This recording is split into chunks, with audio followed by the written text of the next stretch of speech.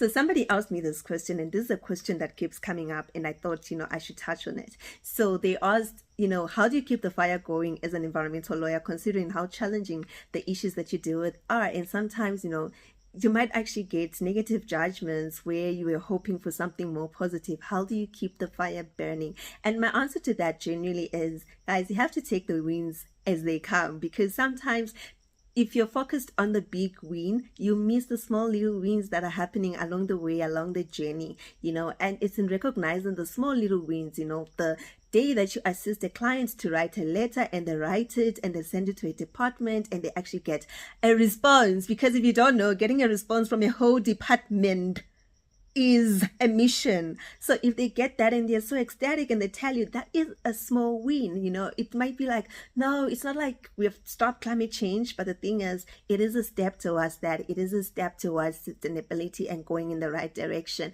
And those little things, if you just embrace them, that's some of the things that just keep your fire going. That one day you win a case, that one day you get government just doing the right thing, that one day where you get a company just deciding we're going sustainable, that one day when you fight for something through advocacy and something actually changes in the system. Those are small wins, big wins, but you always have to learn to take your wins as they come.